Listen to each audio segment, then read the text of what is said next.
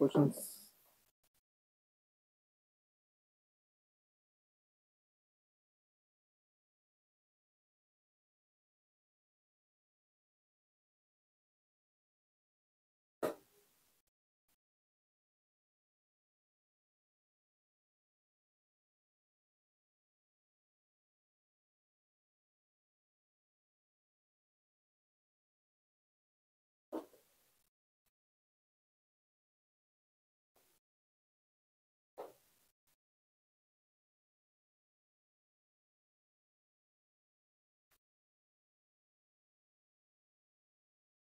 Page number 31 पे question number 32।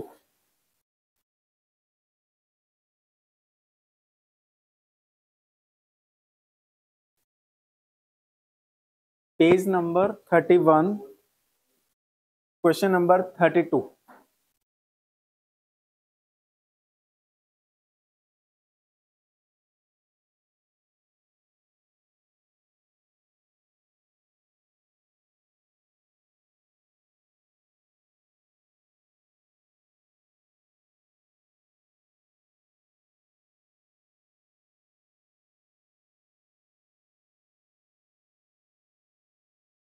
Following trial balance is drawn from the books of merchant as at 31 March 2024। ठीक है, एक बार trial balance पढ़ लेते हैं बेटे, क्या क्या दे रखा है ट्रायल बैलेंस में।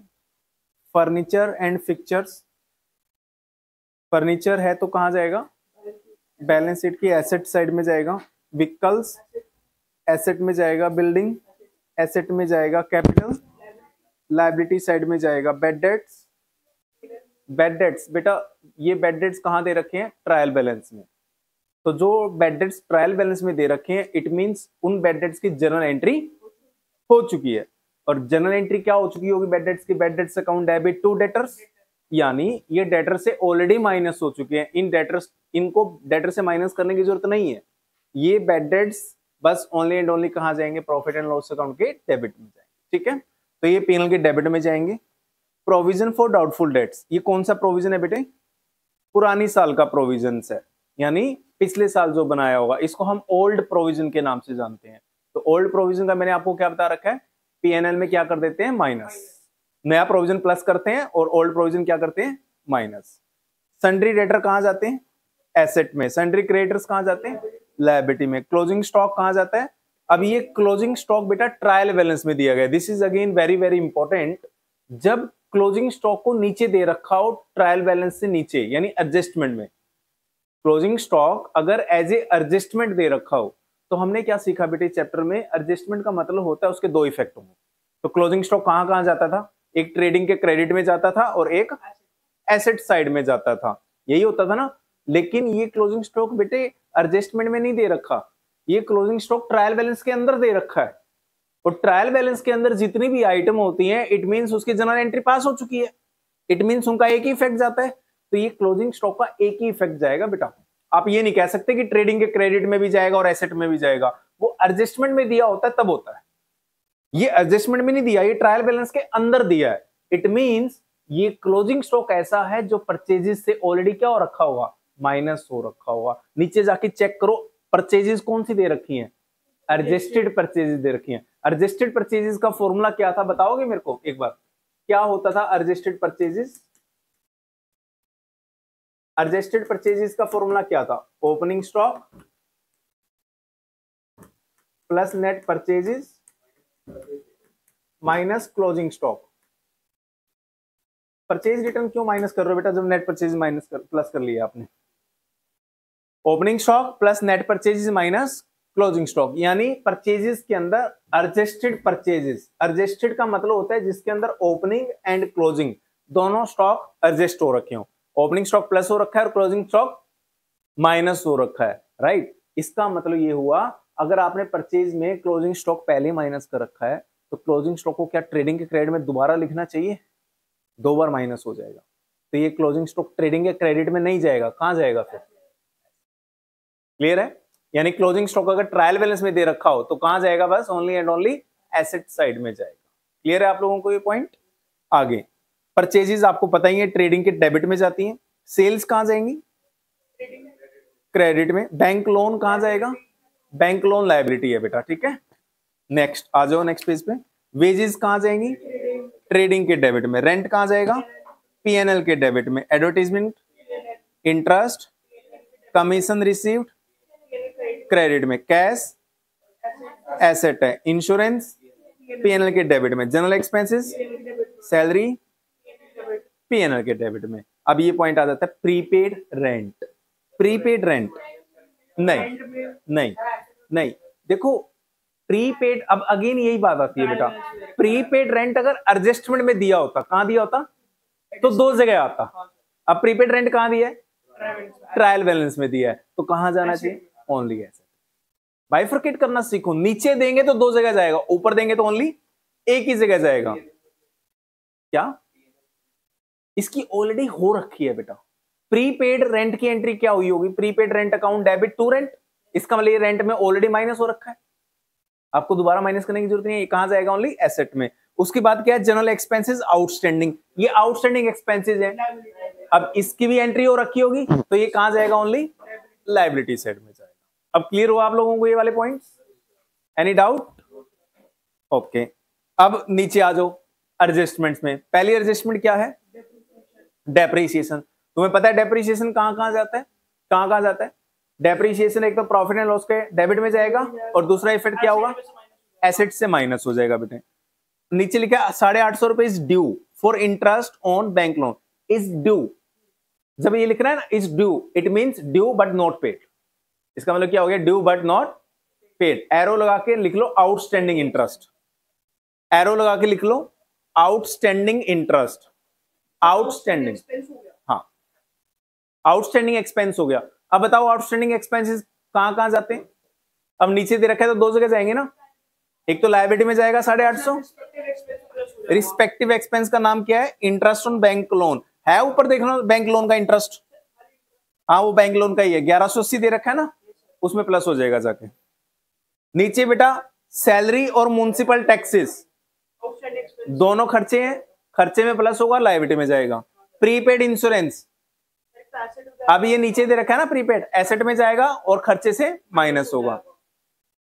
Fifth point is very important, 1/3 of the commission received. Question कह रहा है 1/3 ऑफ द कमीशन रिसीव्ड। ऊपर देखो क्वेश्चन में कितना कमीशन मिला आपको? हाँ बेटे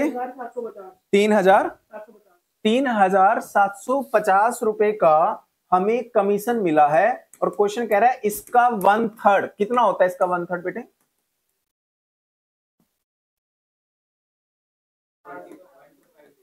1250 रुपए। आगे पढ़ो क्या लिखा है? Received in respect of work to be done next year. यानी 3750 में से 1250 ऐसे पैसे हैं जिसका कार्य नेक्स्ट ईयर हो पाएगा। तो बेटे पैसा आज मिल गया और काम अगले साल होगा, तो ये एडवांस इनकम हुई या नहीं हुई? एडवांस है नहीं है, तो एडवांस इनकम आपको मिल गई है, तो इनकम में प्लस होगा या माइनस होगा? माइनस होगा, क्योंकि एडवांस इनकम नहीं मानी जाती, वो अगले साल की इनकम मानी जाएगी। तो 3750 में से माइनस करोगे और दूसरा इफेक्ट कहां जाएगा बेटा? लायबिलिटी साइड में जाएगा। Next last point, bad debts. नीचे दे रखे हैं बेटा 1000 रुपए के बैड डेट्स। अब मैंने लास्ट क्लास में तुम्हें संडे वाली क्लास में बताया था कि बैड डेट्स अगर नीचे दिए हो इट मींस उसकी कोई जर्नल एंट्री नहीं हुई। तो ये नीचे वाले बैड डेट्स एक तो पीएनएल में जाएंगे और एक डेटर से भी माइनस होंगे, क्योंकि इसकी कोई जर्नल एंट्री अभी तक नहीं हुई। दो इफेक्ट आएंगे ना, तो नीचे वाले बैड डेट्स कहां कहां जाएंगे? एक पीएनएल के डेबिट में और एक कहां माइनस हो जाएंगे?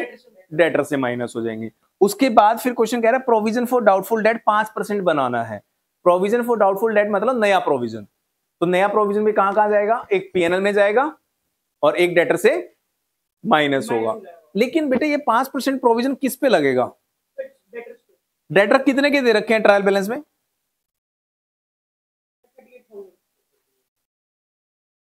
38,000 के। क्या 38,000 पे लगेगा 5%? नहीं। 38 में से कितना पैसा मर गया? 1000 मर गया, तो 1000 तो हट जाएगा, तो किस पे लगेगा? 37 पे। तो 5% का प्रोविजन किस पे बनाना है? 37 पे। बस क्वेश्चन खत्म बेटा। ये क्वेश्चन मैं करवाऊंगा आप लोगों को, आप तीनों डब्बे बना लो अपनी बुक कॉपी में। ट्रेडिंग अकाउंट बना लो, प्रॉफिट एंड लॉस अकाउंट बना लो और बैलेंस शीट बना लो फटाफट से, फास्ट, जल्दी करो।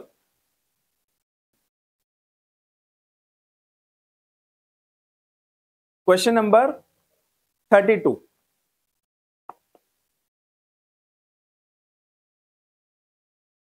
ट्रेडिंग अकाउंट बना लो, प्रॉफिट एंड लॉस अकाउंट बना लो, बैलेंस शीट बना लो, स्पेस छोड़ देना अच्छा अच्छा, ताकि कोई गड़बड़ ना हो।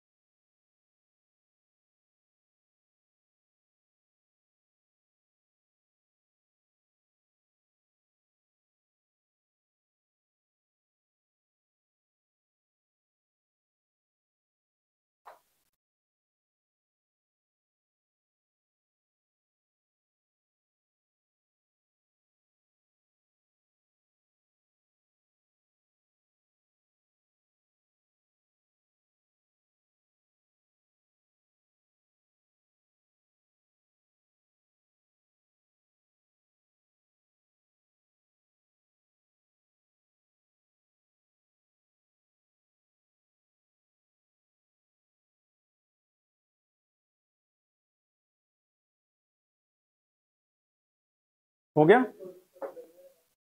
हाँ बेटे, दे रखा था ना ऊपर।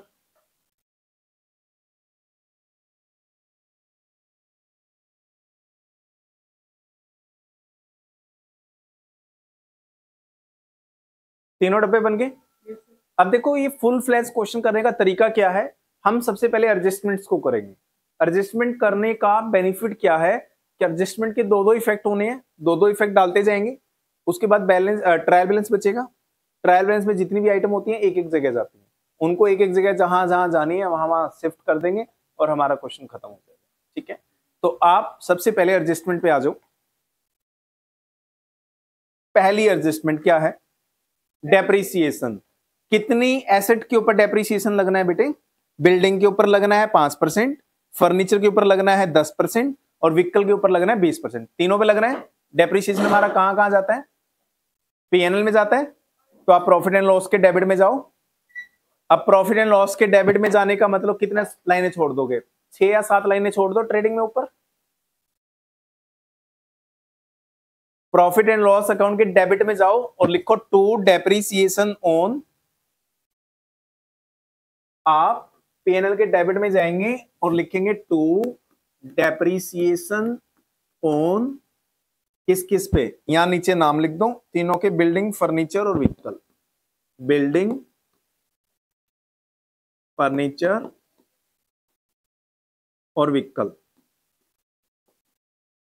तीनों का टोटल अंदर आ जाएगा। बिल्डिंग के ऊपर बेटा कितने परसेंट है? 5%। ऊपर देखो बिल्डिंग की वैल्यू, बिल्डिंग की वैल्यू 75,000 है। 75,000 का 5%, 10% होता है 7500। 7500 का आधा कर दो 3750, लिख दो यहाँ पे 3750। फर्नीचर के ऊपर 10% है, देखना फर्नीचर की वैल्यू 64,000 है, 6400 लिख दो। कहाँ है? कहाँ है? हाँ 640 आएगा। और व्हीकल के ऊपर 20% है, व्हीकल की वैल्यू है 62,500, इसका 20%, 625 का डबल 1250 रुपए। तीनों को प्लस करके बेटा अंदर लिख दो अमाउंट के कॉलम में।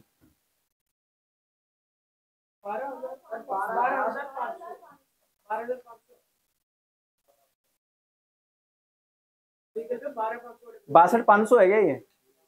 हाँ तो 10 फालतू लगा दो, 12,500। जैसे ही आपने डेप्रिसिएशन लगाया तो एक इफेक्ट हो गया ना बेटा, इसका सेकंड इफेक्ट जाएगा एसेट में।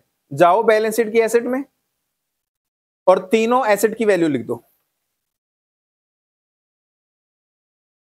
तीनों एसेट की बची हुई वैल्यू लिखना बेटा। बची हुई वैल्यू का मतलब है बिल्डिंग पहले कितने की थी, 75,000 की। 75,000 में से 3750 माइनस करके लिखना। ऐसे ही फर्नीचर की वैल्यू 6400 थी, 6400 में से 640 माइनस करके लिखना है एसेट में। ऐसे ही व्हीकल की वैल्यू 62,500 थी, 62,500 में से 12,500 माइनस करके लिखना।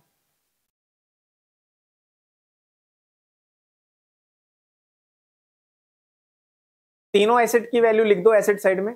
डेप्रिसिएशन पीएनएल के डेबिट में जाएगा और एसेट की वैल्यू बैलेंस शीट में जाएंगी।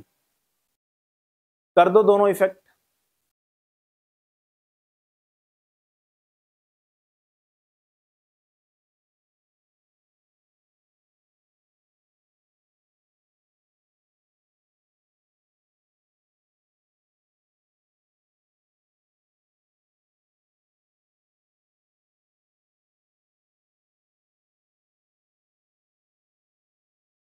कर दिए?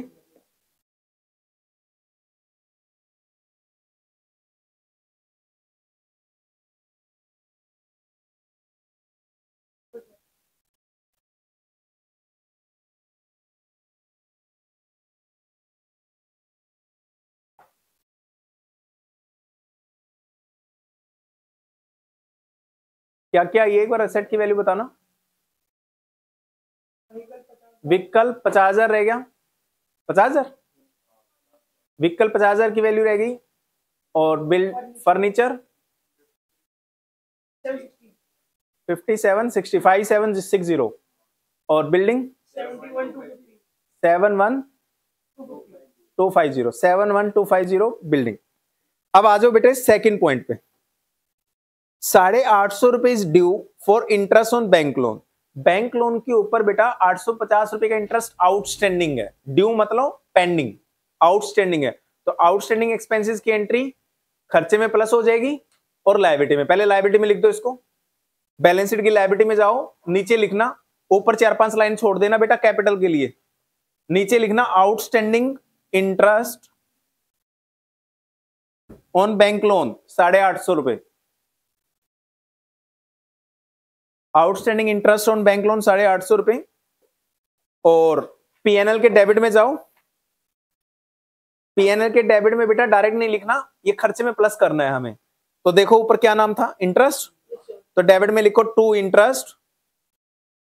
प्रॉफिट एंड लॉस अकाउंट के डेबिट में लिखो टू इंटरेस्ट 1180। पीएनएल के डेबिट में लिखेंगे आप टू इंटरेस्ट 1180। इसमें ऐड करोगे आउटस्टैंडिंग इंटरेस्ट 850, दोनों को प्लस करके अंदर लिख देना। इसके भी दोनों इफेक्ट हो गए, एक पीएनएल में जाके प्लस हो गया बेटे, एक लायबिलिटी में चला जाएगा। हो गए। अब तीसरा पॉइंट आ जाओ, ये भी आउटस्टैंडिंग एक्सपेंसेस हैं। सैलरी 3,000 की, लायबिलिटी में लिखो सैलरी 3,000 की। Outstanding salary 3,000, outstanding municipal taxes 1,200। दोनों खर्चों को बेटा लायबिलिटी में लिखो पहले। आउटस्टैंडिंग सैलरी 3,000, आउटस्टैंडिंग टैक्सेस 1,200, दोनों लायबिलिटी में लिख दो। लायबिलिटी में लिखने के बाद खर्चे में प्लस कर दो पीएनएल के डेबिट में, जैसे इंटरेस्ट में लिखा है ना ऐसे ही।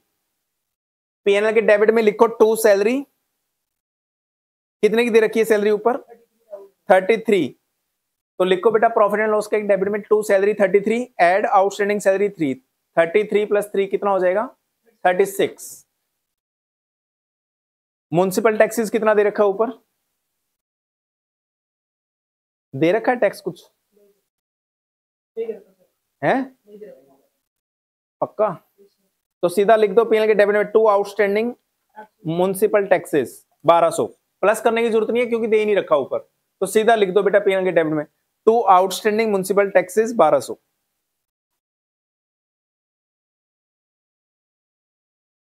लिख दे। पॉइंट नंबर 3 के दोनों इफेक्ट हो गए, लायबिलिटी में जाएगा और पीएनएल के डेबिट में जाएगा दोनों पॉइंट, सैलरी भी और म्युनिसिपल टैक्सेस भी।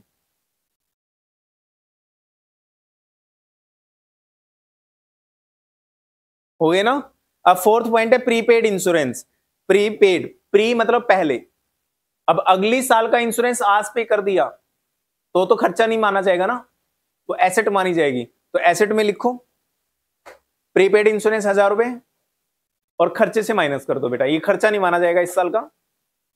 एक्सपेंस से माइनस कर दो, देखो ऊपर इंश्योरेंस दे रखा होगा 12,500 का, तो डेबिट में लिखो, पीएनएल के डेबिट में लिखो to insurance 12,500 less prepaid insurance 1000। 12,500 में से 1000 रुपए माइनस करके 11,500 लिख दो खर्चा बेटा। ये अगली साल का इंश्योरेंस है इसलिए माइनस कर दिया हमने खर्चे से। और दूसरा इफेक्ट एसेट में डाल ही दिया होगा आपने।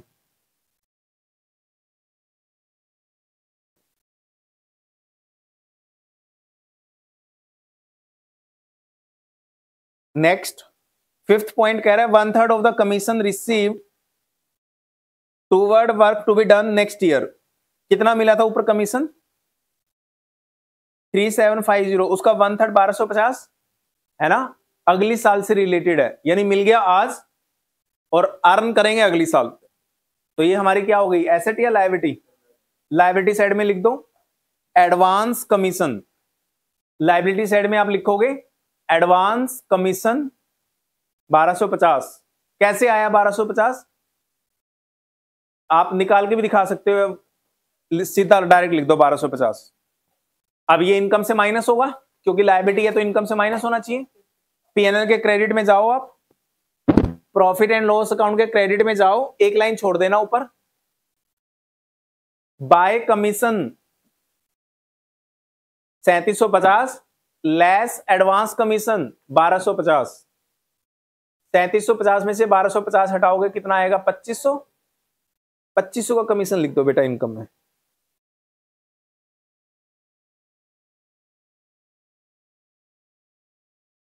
कर दिया पक्का। अब लास्ट पॉइंट आ गया, write off further ₹1000 as bad debts. ये बैड डेट्स नीचे दिए हैं बेटा, इट मींस इसकी जर्नल एंट्री पास नहीं हुई होगी। क्या होती है बैड डेट्स की journal entry, bad debts account debit to, यानी बैड डेट्स में प्लस होगा और डेटर से माइनस। पहले बैड डेट्स कर ले पीएनएल में, जाओ प्रॉफिट एंड लॉस अकाउंट के डेबिट में बेटे, प्रॉफिट एंड लॉस अकाउंट के डेबिट में जाएं आप। अब ये बैड डेट्स फर्दर है, यानी इससे पहले हो रखे हैं, पहले जो हो रखे हैं उनको लिखो, टू बैड डेट्स। देखो कितने हो रखे हैं, ट्रायल बैलेंस में दे रखे होंगे 1250। 1250 पीएनएल के डेबिट में वो लिख दो बेटा जो ट्रायल बैलेंस में है। अब इसमें ऐड करो ये वाले नए वाले फर्दर बैड डेट्स,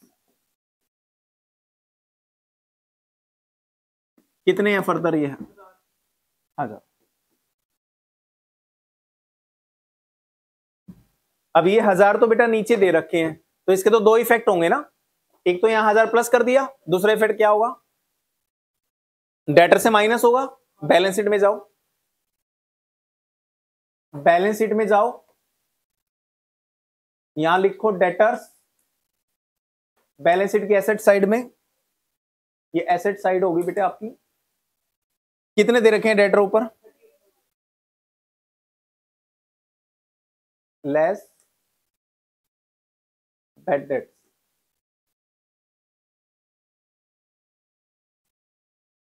कितना रह गया 37,000।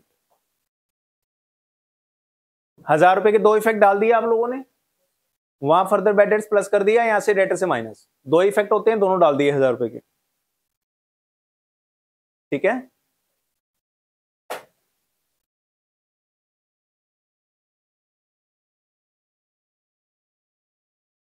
आगे क्वेश्चन कह रहा है provision for doubtful debt is to be made at the rate 5% on sundry debtor. नया प्रोविजन 5% बनाना है बेटा। कितने डेटर बचे हैं तुम्हारे पास 37, इसका 5% बनेगा ना, तो माइनस करो लेस न्यू प्रोविजन 5%, कितना होगा 37,000 का 5%, 1850। ये तो डेटर अंदर लिख दो कितने रह गए 35,000 150।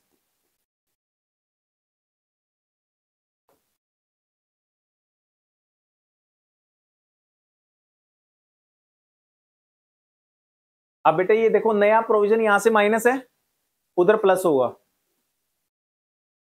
उधर ऐड करो new provision for doubtful dates. कितना था? 1850। अब अगर नया प्रोविजन प्लस होगा तो ओल्ड प्रोविजन क्या करना पड़ेगा आपको? Minus old provision. ये ओल्ड प्रोविजन बेटा ट्रायल बैलेंस में दे रखा हुआ, देख लो, 2000 रुपए। नहीं देखी संडे क्लास, आप नहीं ले पाए किसी भी कारणवश, तो सीरियस होके उस रिकॉर्डेड लेक्चर को देखो बेटा, क्योंकि वो नहीं देखा तो ये चैप्टर बेकार हो जाएगा तुम्हारा, टोटली वेस्ट। तो इसलिए उस क्लास को, 2 घंटे क्लास है, सीरियस होके देखो। जैसे आप सीरियस होके यहाँ क्लास लेते हैं, ऐसे घर पे उस क्लास को जरूर देखें आप डिटेल में। अदरवाइज ये तो बहुत इंपॉर्टेंट टॉपिक है, इसके ऊपर तो जर्नल एंट्री भी आती है।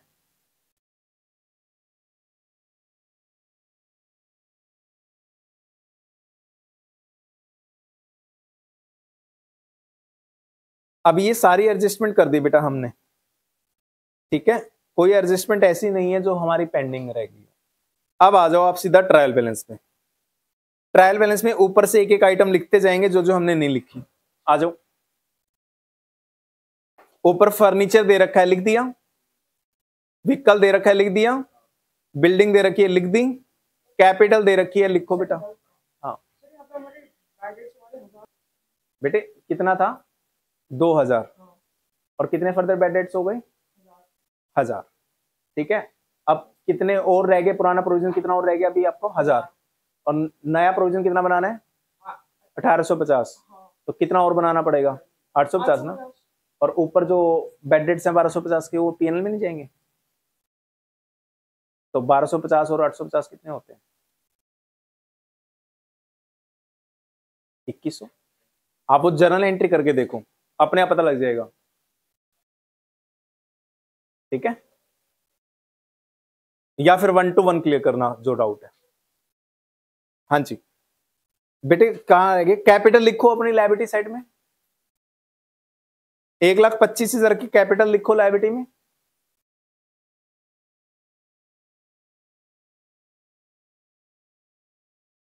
बैड डेट्स हमारे हो गए थे, प्रोविजन फॉर डाउटफुल डेट हमारा हो गया है, सन्ड्री डेटर हमारे हो गए हैं। क्रेडिटर लिखो 25,000 के, सन्ड्री क्रेडिटर्स लिखो। अच्छा ये बताया था बेटा, स्टॉक प्लस माइनस हो रखा होता है बस। ओपनिंग स्टॉक प्लस हो रखा है, क्लोजिंग स्टॉक माइनस हो रखा है। यानी ट्रेडिंग में ना तो ओपनिंग स्टॉक आएगा ना क्लोजिंग स्टॉक आएगा। ट्रेडिंग में बस डेबिट में आप लिख दो 2 एडजस्टेड परचेजेस, क्योंकि परचेज के अंदर दोनों स्टॉक प्लस माइनस हो रखे हैं ना, तो दोबारा लिखने की जरूरत नहीं है। सन्ड्री क्रेडिटर हो गया, क्लोजिंग स्टॉक एसेट में जाएगा, ट्रेडिंग में नहीं जाएगा बेटा। क्लोजिंग स्टॉक एसेट में ले जाओ। परचेजेस ट्रेडिंग के डेबिट में जाएंगी, सेल्स ट्रेडिंग के क्रेडिट में जाएंगी, बैंक लोन लायबिलिटी में जाएगा।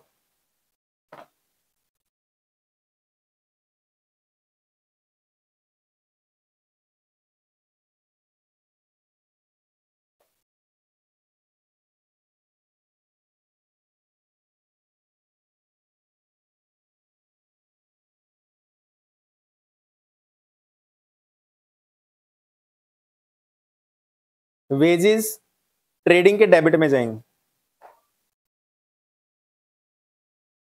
वेजेस को ट्रेडिंग के डेबिट में डाल दो। रेंट, एडवर्टाइजिंग और इंटरेस्ट तीनों खर्चे पीएनएल के डेबिट में जाएंगे। ये तो जा चुके हैं मेरे ख्याल से, 2 तो रेंट ऑलरेडी जा चुका है, गया नहीं है। रेंट डाल दो, एडवर्टाइजमेंट डाल दो, इंटरेस्ट जा चुका है। रेंट और एडवर्टाइजिंग दोनों डाल दो पीएनएल के डेबिट में। इंटरेस्ट मत लिखना दोबारा। कमीशन रिसीव्ड जा चुका है, मत लिखना दोबारा। कमीशन रिसीव्ड ऑलरेडी जा चुका है बेटा, दोबारा मत लिखना। कैश एसेट में जाएगा, कैश को एसेट में डाल दो। इंश्योरेंस ऑलरेडी जा चुकी है, दोबारा मत लिखना इंश्योरेंस को। जनरल एक्सपेंसेस जा चुके हैं क्या? जनरल एक्सपेंसेस डाल दो आप पीएनएल के डेबिट में। सैलरी जा चुकी है, सैलरी मत लिखना दोबारा।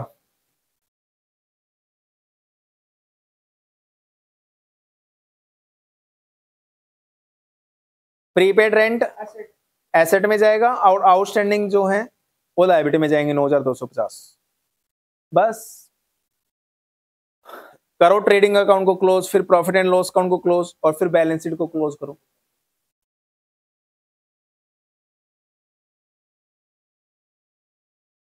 इंटरेस्ट ऑन कैपिटल की क्या एडजस्टमेंट एंट्री होगी?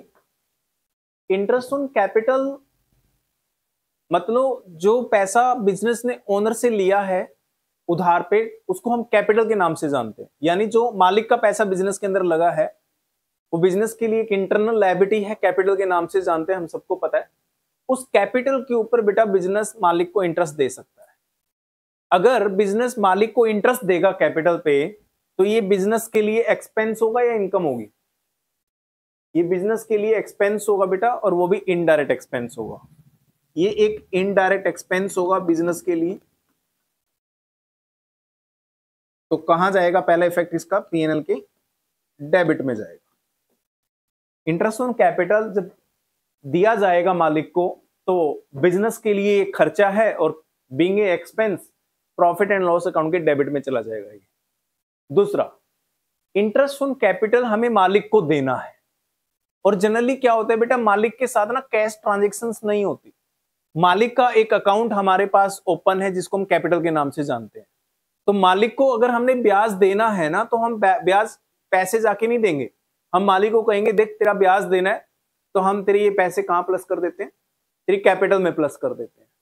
तो मालिक का इंटरेस्ट मालिक के अकाउंट में प्लस कर देते हैं। इसलिए सेकंड इफेक्ट बेटा ये लायबिलिटी साइड में जाएगा। इसका सेकंड इफेक्ट लायबिलिटी में कहां ऐड हो जाएगा?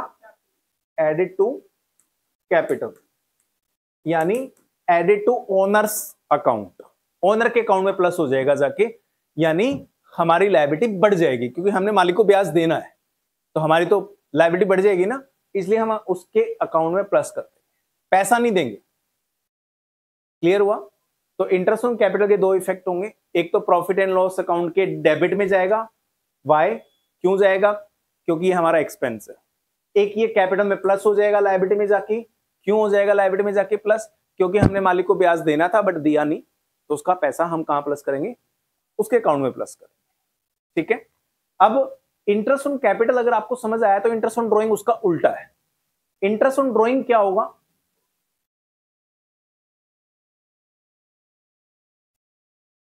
इंटरेस्ट ऑन ड्रॉइंग इसका उल्टा हो जाता है। कैपिटल का मतलब था हमने मालिक से पैसा ले रखा है बेटा। ड्रॉइंग का मतलब होता है हमारा पैसा मालिक ने ले रखा है। ड्रॉइंग का मतलब क्या होता है? मालिक ने पैसा विड्रॉ कर रखा है बिजनेस से, यानी बिजनेस का पैसा किसने ले रखा है? मालिक ने ले रखा है। तो मालिक बेटा बिजनेस का पैसा लेगा तो क्या बिजनेस फ्री में दे देगा? जब बिजनेस आपसे फ्री में ले नहीं रहा तो बिजनेस आपको फ्री में पैसा क्यों देगा? तो ड्रॉइंग्स के ऊपर बिजनेस आपसे क्या मांगेगा? इंटरेस्ट मांगेगा। तो ये फिर इंटरेस्ट बिजनेस की क्या हो जाएगी? इनकम हो जाएगी। और इनकम कहां जाती है सारी बेटे? पीएनएल के क्रेडिट में जाती है। तो ये being income profit and loss account के क्रेडिट में जाएगी। ठीक है। अब दूसरी बात, दूसरा इफेक्ट कहां जाएगा? ये इंटरेस्ट हमने मालिक को देना है या मालिक से लेना है? देना है। इनकम का पैसा कभी देना हो सकता है? अगर ये बिजनेस की इनकम है तो बिजनेस ने लेना है या देना है? अगर ये बिजनेस की इनकम है तो इसका मतलब बिजनेस ने मालिक से पैसा लेना है। तो बताओ मालिक पैसे कैश में लेगा या उसके अकाउंट से माइनस कर देगा? तो दूसरा इफेक्ट क्या हो जाएगा? लायबिलिटी साइड में ही जाएगा, बट लायबिलिटी साइड में कैपिटल में ऐड होगा या डिडक्ट होगा? Deduct from capital account. ये इंटरेस्ट ऑन ड्रॉइंग होगा। उल्टा, इंटरेस्ट ऑन कैपिटल बिजनेस के लिए क्या है? खर्चा। तो इंटरेस्ट ऑन ड्रॉइंग बिजनेस के लिए क्या हो जाएगी? इनकम। इंटरेस्ट ऑन कैपिटल हमने मालिक को देना है ना, इसलिए मालिक के अकाउंट में प्लस कर रहे हैं। इंटरेस्ट ऑन ड्रॉइंग मालिक से लेना है, इसलिए मालिक के अकाउंट से माइनस कर रहे हैं। तो ये इंटरेस्ट ऑन कैपिटल और इंटरेस्ट ऑन ड्रॉइंग की एडजस्टमेंट है। तो ठीक है। आ जाओ एक बार फटाफट से बेटे पेज नंबर 37 पे, क्वेश्चन नंबर 35।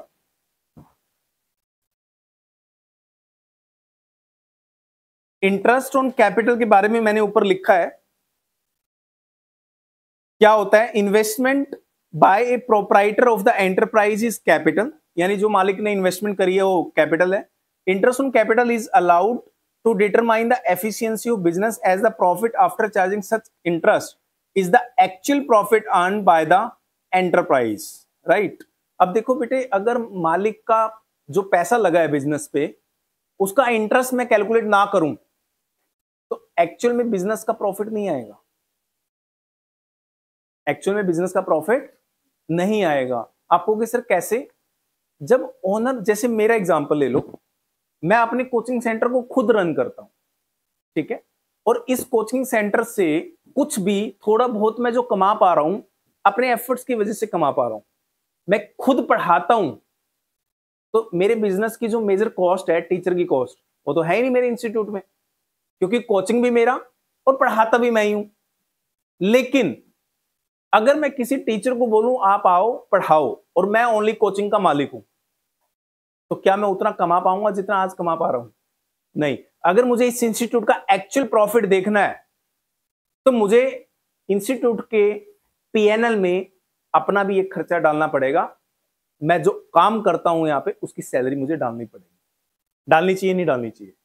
अगर मैं बालाजी क्लासेस का प्रॉफिट एंड लॉस अकाउंट बनाऊं और अपनी सैलरी डालू ना तो फिर प्रॉफिट आएगा ही आएगा। खर्चा क्या है फिर? खर्चा तो कोचिंग सेंटरों में सबसे ज्यादा किसका होता है? एक टीचर का होता है। आप मान लो खुद टीचर नहीं है बट एक कोचिंग सेंटर आप रन करना चाहते हैं, तो आपको स्पेस लेना पड़ेगा और जो बच्चे आएंगे उनको पढ़ाने के लिए एक टीचर भी हायर करना पड़ेगा, तो तुम्हारी कॉस्ट होगी नहीं होगी? होगी। तो इसलिए जो अपने खुद के रिसोर्स होते हैं, चाहे वो पैसा है चाहे खुद की लेबर है, तो बेटा उसका खर्चा बिजनेस में डालना बनता है। तो इंटरेस्ट ऑन कैपिटल बिजनेस के लिए एक एक्सपेंस माना जाना चाहिए और पीएनएल के खर्चे में प्लस होना चाहिए ताकि बिजनेस का एक्चुअल प्रॉफिट हमारे सामने आ सके। अब हर बार क्यों आप पैसा यूज नहीं कर रहे मालिक का? अगर आप बैंक से लोन लेते तो इंटरेस्ट नहीं जाता, तो मालिक से अगर पैसा लिया है तो इंटरेस्ट जाना चाहिए एक्चुअल। सॉरी,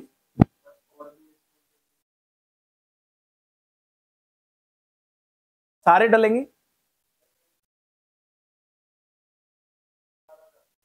तो लॉस है, बिजनेस का लॉस है।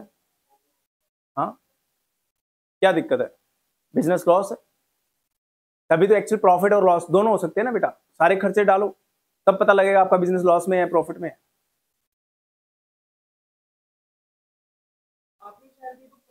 किसी को ये बात समझ नहीं आ रही थी तो मैंने कहा कि बेटे जो आप दुकान में काम करते हो ना, वो दुकान किसकी है? कह रहे सर वो तो हमारी खुद की है। मैंने कहा खुद वर्ड यूज मत कर, किसकी है? कह रहा पापा की है। मैंने कहा पापा की है ना? कह रहे हाँ सर। मैंने कहा वो जो दुकान है उसका मार्केट में जो एक महीने का रेंट है वो 50,000 रुपये महीना है, तेरे को पता है? तो एक महीने का 50 इंटू 12, एक साल का 6 लाख रुपए का रेंट तुम्हारे फादर ने सेक्रीफाइस किया है क्योंकि उस दुकान में तुम बिजनेस करते हो। तुमने कितना कमाया? कह रहे सर 3 लाख रुपए साल का कमाया। मैंने कहा तुमने गवाया है, कमाया कुछ नहीं है। तुम्हें तो अपने एफर्ट की वजह से 3 लाख दिखाई दे रहा है, लेकिन तुम्हारी वजह से जो तुम्हारे पापा का 6 लाख रुपए का रेंट का नुकसान हो गया वो तुम्हें दिखाई नहीं दे रहा। कह रहा मतलब सर? मैंने कहा मतलब उस दिन समझ में आ जाएगा जिस दिन ये दुकान किराए पे लेके काम करोगे। तो खुद के रिसोर्सेज की भी तो कुछ कॉस्ट होती है नहीं होती? बताओ। होती है बेटे। आपने अपने बिजनेस में 5 लाख रुपए लगा दिया और आप उस इंटरेस्ट को एक्सपेंस नहीं मानना चाहते। बेटा अगर आप उस 5 लाख को एफडी बना के रख देते, ब्याज नहीं मिलता क्या तुम्हें? इंटरेस्ट कॉस्ट है बिजनेस की। अगर आपने पैसा लगाया है, आपके काम की जो कॉस्ट है, जैसे मैं यहां पढ़ाता हूं तो बेटा मैं यहां टाइम दे रहा हूं। अगर मैं कहूं मेरी तो कोई कॉस्ट ही नहीं है क्योंकि मैं तो घर का ही हूं, मेरा तो इंस्टीट्यूट है, नहीं, मैं नहीं सोचता ऐसा। अगर मैं यहां ना हूं तो कहीं और काम कर सकता हूं ना, पैसा कमा सकता हूं। तो अगर मैं अपने इंस्टीट्यूट में टाइम दे रहा हूं तो मेरी कॉस्ट है, वो मैं अपने पीएनएल में डेबिट करूंगा बालाजी क्लासेस के। और बायोलॉजी क्लासेस का अगर प्रॉफिट मेरा खर्चा निकाल के आएगा तो मैं कहूंगा बायोलॉजी क्लासेस ने कुछ कमा के दिया, अदरवाइज कुछ नहीं कमा के दिया, वो तो मेरी इनकम है। तो interest on expense, interest on capital बेटा बिजनेस का एक एक्सपेंस है अगर आप एक्चुअल प्रॉफिट बिजनेस के निकालना चाहते हो तो। ठीक है, क्वेश्चन नंबर 35। इसके अंदर सबसे पहले हमें क्या पढ़नी है, अगेन एडजस्टमेंट्स। पहले एडजस्टमेंट देख लेते हैं, उसके बाद डब्बे बनाएंगे। पहला बेटा क्लोजिंग स्टॉक है। अब देखो क्लोजिंग स्टॉक एडजस्टमेंट में दे रखा है, इट मींस ये क्लोजिंग स्टॉक परचेज में एडजस्टेड नहीं हो रखा। तो इसके दो इफेक्ट होंगे अगर नीचे दे रखा है, एक तो ट्रेडिंग के क्रेडिट में जाएगा और एक एसेट में जाएगा। दूसरा बेटा डेप्रिसिएशन आप लोगों को पता है कहां कहां जाता है, एसेट से माइनस और पीएनएल में डेबिट में आएगा। Allow 5% interest on capital, interest on capital कहां कहां जाएगा, पीएनएल के डेबिट में जाएगा, बीइंग इनडायरेक्ट एक्सपेंस। कहां गया, ये रहा।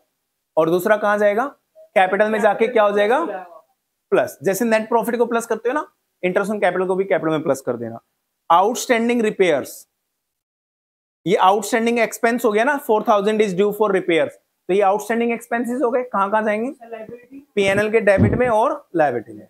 हो जाएगा, शाबाश करो, तीनों डब्बे बनाओ। Trading account, profit and loss account और बैलेंस शीट।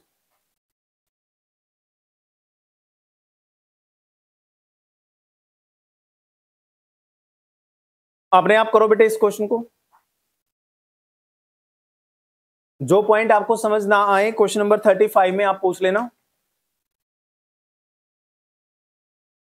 क्वेश्चन नंबर 35 जल्दी करो प्लीज, फास्ट। 10 मिनट है आप लोगों के पास, बस छोटा सा क्वेश्चन है।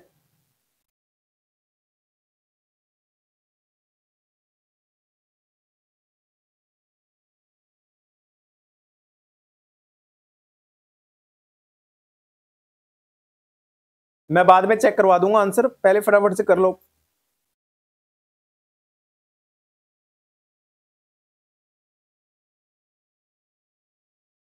लॉस आएगा इसमें, प्रॉफिट नहीं आएगा। Gross loss, net loss.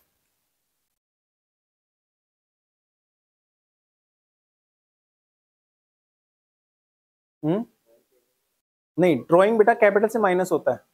Drawing मालिक से रिलेटेड है ना, मालिक ने पैसा निकाला है अपना, कैपिटल से माइनस।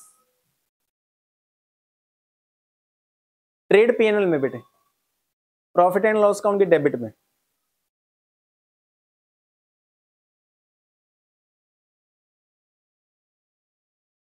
ट्रेडिंग अकाउंट चेक कर लो अपना, क्रेडिट में बाई सेल्स 16,40,000 में से सेल रिटर्न माइनस करोगे 30,000 की, तो 16,10,000 आएगी बाई सेल्स।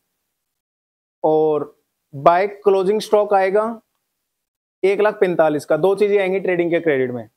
डेबिट में क्या क्या आएगा ट्रेडिंग के, to opening stock 2 lakh, to purchases 10,50,000 में से परचेज रिटर्न माइनस कर देना 50, तो 10 लाख की परचेजेस आएंगी। उसके बाद फ्यूल एंड पावर 10,000 का आएगा, मैन्युफैक्चरिंग एक्सपेंसेस 80,000 आएगा, वेजेस 5 लाख आएगा, कैरेज 15,000 आएगा। डायरेक्ट खर्चे कितने हो गए, 4 हो गए ना। कैरेज आएगा, मैन्युफैक्चरिंग एक्सपेंसेस, वेजेस और फ्यूल एंड पावर, 4 खर्चे आएंगे बेटा।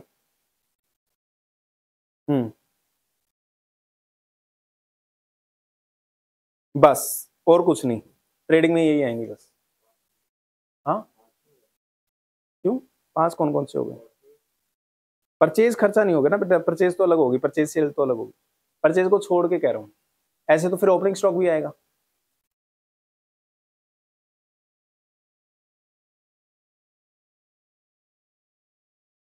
ट्रेडिंग के डेबिट में 4 खर्चे हैं बेटा ओपनिंग स्टॉक और परचेज के बाद, fuel and power, wages, manufacturing expenses और कैरेज।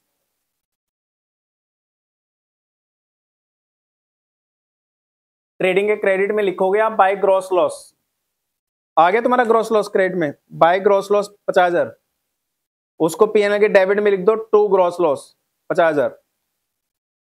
जो ग्रॉस लॉस आया बेटा वो प्रॉफिट एंड लॉस अकाउंट के डेबिट में लिखो, टू ग्रॉस लॉस 50,000। तो पीएनएल के डेबिट में आपने ग्रॉस लॉस लिख दिया 50,000। उसके बाद सारे खर्चे लिख दो, पीएनएल के क्रेडिट में कुछ आ रहा है क्या? पीएनएल में क्रेडिट में तो कुछ है ही नहीं, डेबिट में है बस सारे खर्चे ग्रॉस लॉस के साथ। नेट लॉस आना चाहिए तुम्हारा 2,79,000, उसको कैपिटल से माइनस कर देना, आंसर आ जाएगा।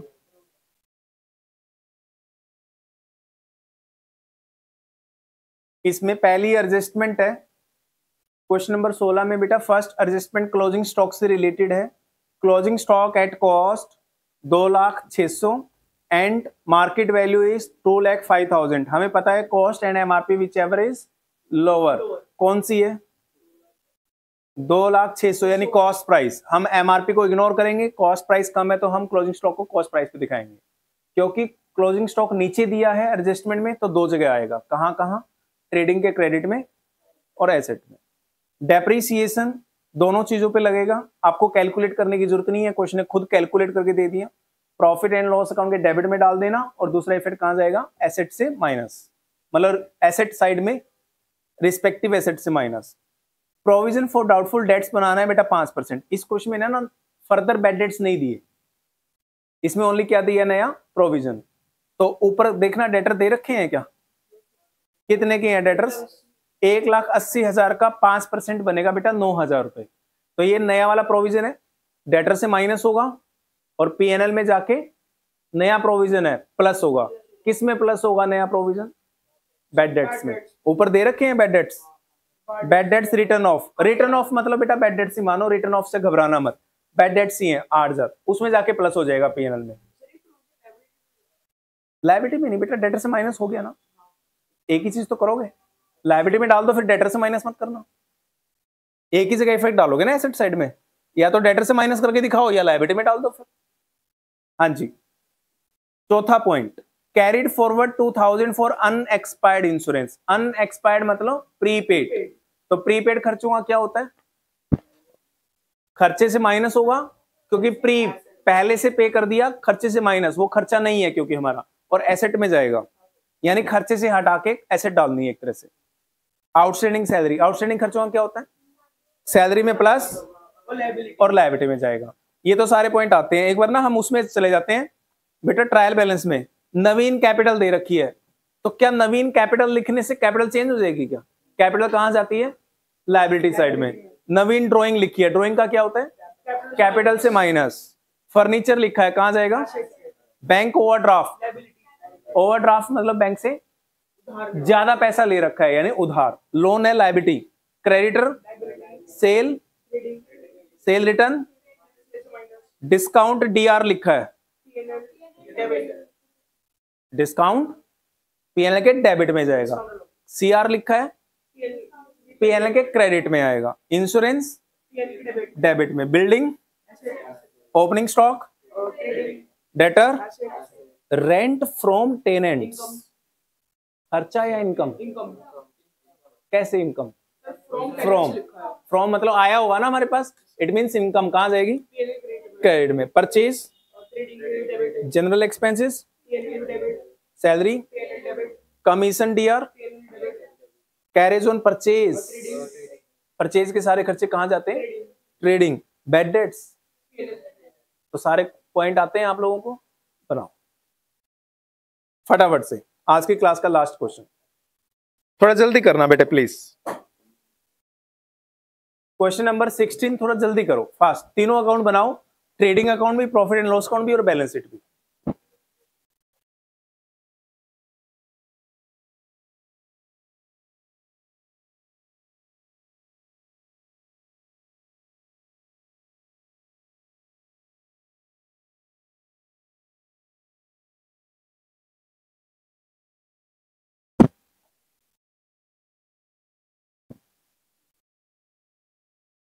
कोई पॉइंट समझ में ना आए बेटा पूछ लेना, मैं जानबूझ के खुद नहीं कर रहा, आई वांट कि आप अपने हाथों से प्रैक्टिस करो, खुद करोगे तो ज्यादा समझ में आएगा।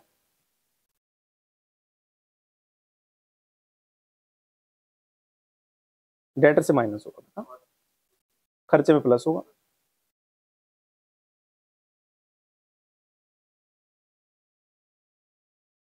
जिसको जो पॉइंट नहीं आता समझ में, आप पूछ लो।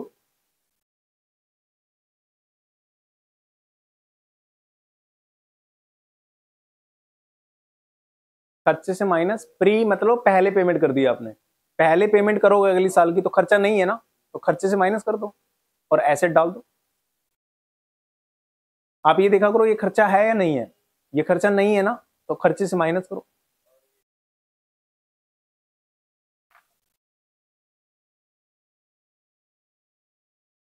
पीछे देख लो बेटा, सबसे आंसर दे रखे हैं पीछे 19/33 पे, सबसे पीछे ना आंसर दे रखे हैं, पेज नंबर 19/33, सबसे लास्ट 19/33 पे आपको इस क्वेश्चन का आंसर दिया है।